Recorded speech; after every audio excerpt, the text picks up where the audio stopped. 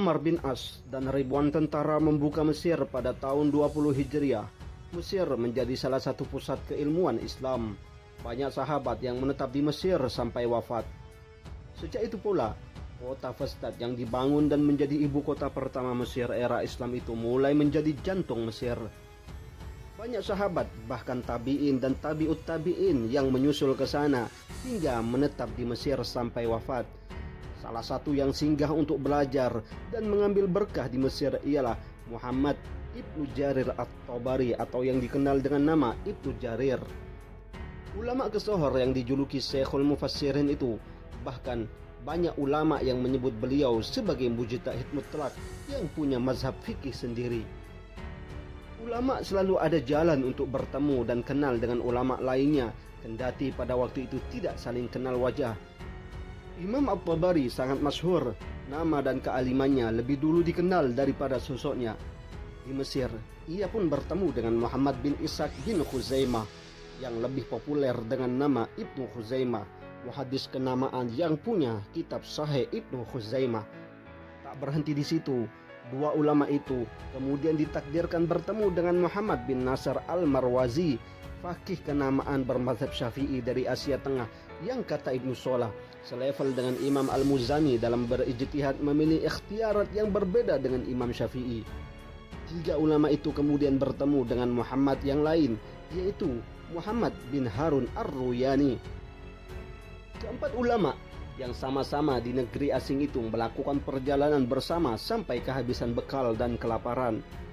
Hari sangat terik. Mereka singgah di salah satu tempat tinggal kosong. Kondisi perut sudah tidak bisa lagi ditunda. Keempatnya lalu membuat suatu undian.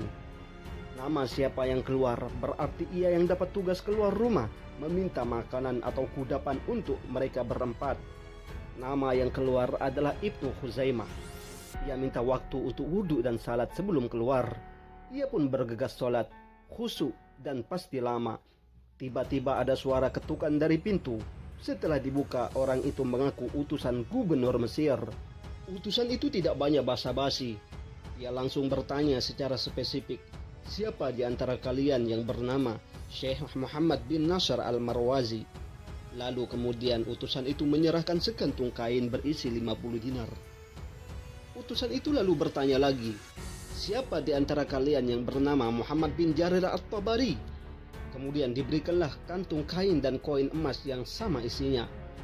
Sang utusan lalu bertanya untuk yang ketiga kalinya, mana yang bernama Muhammad bin Harun Ar-Ruyani? Lalu diberikanlah hadiah yang sama persis, masing-masing 50 dinar.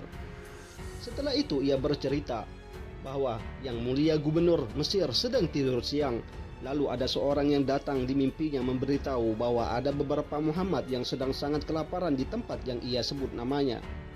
Gubernur pun bergegas bangun, lalu memberikan 4 kantung kain ini untuk diberikan ke kalian.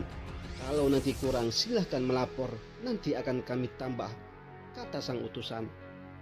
Terlepas dari benar tidaknya cerita yang dinukil oleh Yaqut dalam kitab Mu'jamul Udaba dari As-Sam'ani, juga Al-Khatib Al-Baghdadi dalam tarikhnya itu, cerita ini menunjukkan kebeningan hati mereka sehingga tiada hijab yang menghalangi doa yang dilangitkan, dan betapa pemerintah yang dalam hal ini diwakili oleh pemerintah wilayah sangat memperhatikan ilmu dan ulama.